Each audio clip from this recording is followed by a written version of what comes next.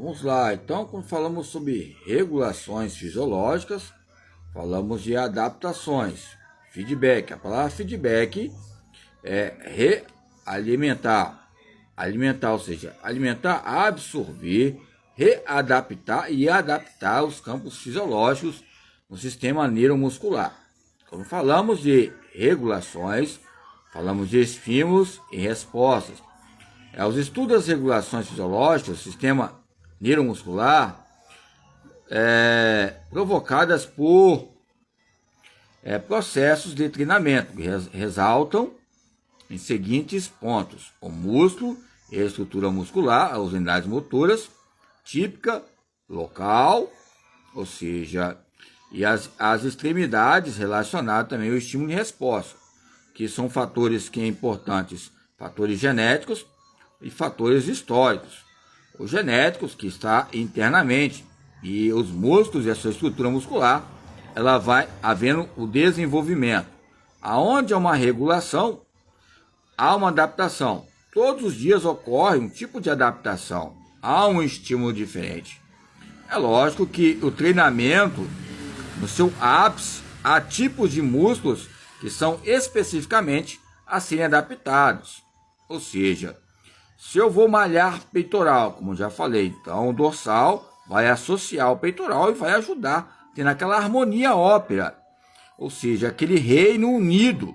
Se nós olharmos a Euronews, aquele país Reino Unido, eu falo Reino Unido aqui, a Euronews aqui em questões de viajarmos nessas propriedades dos músculos estriados.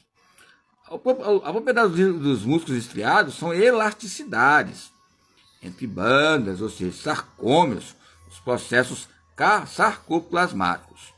Okay? Então, a unidade motora é a lei de tudo ou nada. Muitas vezes vai acontecer algum fato. Por isso que alguns colocam essas relações em toda a teoria metódica, as suas classificações ligadas ao treinamento, é relevante. Esses pontos importantes aqui que são abreviados e abrangentes. O tipo de contrações musculares. Quais são os tipos? Isotônicas, isométricas, o tipo de fibras, 1, 2 e outras classificações de formas, como falei, classificações, formas e identificações que possam, ou seja, nos colocar maneiras importantes. Então, o processo energético de atividades físicas, é lógico que nós podemos que abrangir entre a resistência aeróbica e resistência anaeróbica. É lógico, sempre respeitando a literatura, para colocar um campo modesto, para a pessoa entender também a treinar e ter um campo de performance na atividade física, exercício físico. Quando falta de oxigênio. Quando faltou oxigênio, há falta de oxigênio anaeróbico. E não há falta de oxigênio no aeróbico. Se houve falta nos dois, vai acabar havendo ao óbito, a morrer, ok? Então, as irrigações sanguíneas, os músculos e os efeitos do treinamento. As irrigações sanguíneas, aqui vai relacionar o ácido lático e outros patamares importantes. Então, o músculo e a estrutura muscular vai associar a célula adiposa, a célula muscular, célula neuromuscular, que ela aumenta, que é o processo que eu falo sempre osmótico, ok?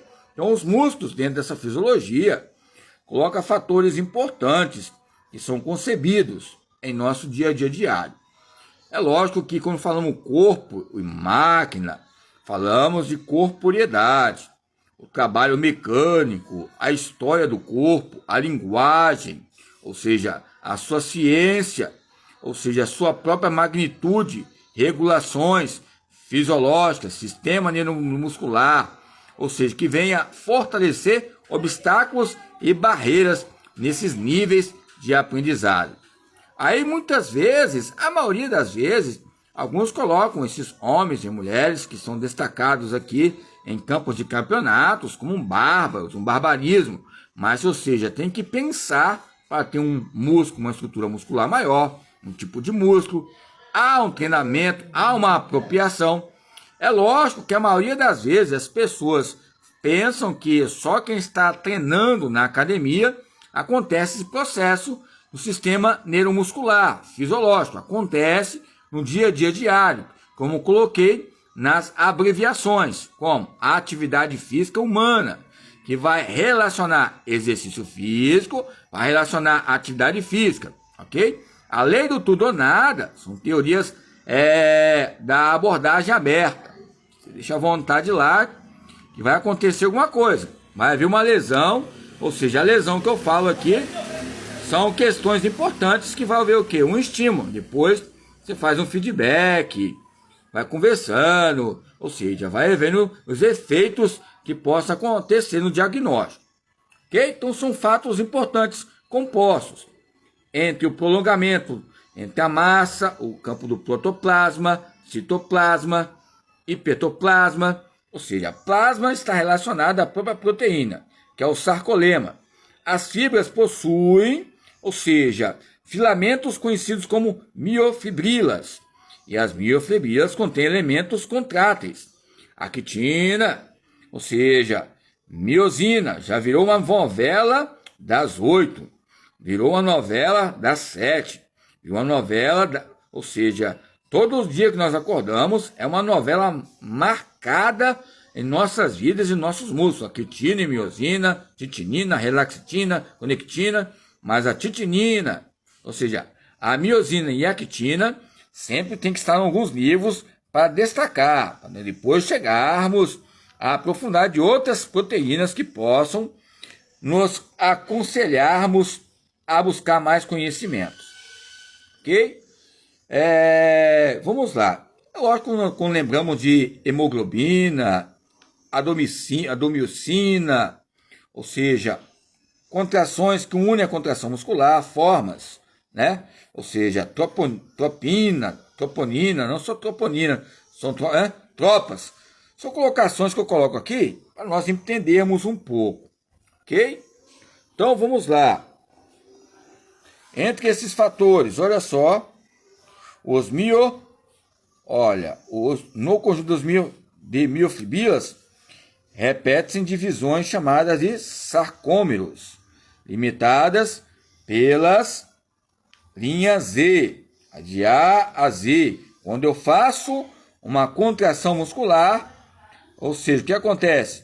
Vai vir aquele efeito sanfona. Quem gosta do Luiz Gonzaga? Quem gosta de um forró? Aquela sanfona? Então, só você olhar a sanfona, você vai entender. Quando você vê o gaito, um campo ilustrativo ali, mostrando tudo ou nada, acontece fatos importantes. De a banda A, ou seja, a banda Z, as bandas e as mais claras, as bandas I, ou seja, várias bandas que vão haver elasticidade, ok? Há uma regulamentação, ok? Aonde há um estímulo, há uma força excêntrica. Aonde há um estímulo, há uma força egocêntrica. Aí perguntamos para nós mesmos, qual é a maneira melhor, o tipo de, ou seja, de músculo que existem, ou seja, qual é o tipo de exercício melhor, atividade física melhor. É lógico que nós podemos lembrar nas questões que nós falamos sobre tipos de músculos, entre tipos de músculos como os lisos, estriados e músculos esqueléticos, ou seja, que coloca alguns fatos importantes, ok? Podemos falar o que? O músculo liso pertence à vida da nutrição, né? Da nutrição, digestão, excreção. É independente da vontade das suas fibras lisas. Os músculos estriados são, ou seja, relacionados à vida de relação, isto é, são os responsáveis, ou seja, por movimentos do esqueleto, da locomoção, locomotricidade. Eu coloquei o termo locomotricidade. O coração, o miocárdio, é um músculo excepcional, vermelho e estriado, mas ele é involuntário, ok? Tem que haver esse músculo, é o principal músculo, é o principal aprendizado. Onde há um princípio, há um aprendizado. Aonde há um aprendizado, há um princípio. Se há esse princípio, há uma elasticidade no treino. Se há esse princípio, há uma contratilidade no treinamento. Há uma tonicidade e operatividade, concreticidade, ou seja, o miocárdio, ok? Aí vai acontecer elevações ligadas à qualidade de vida. O miocárdio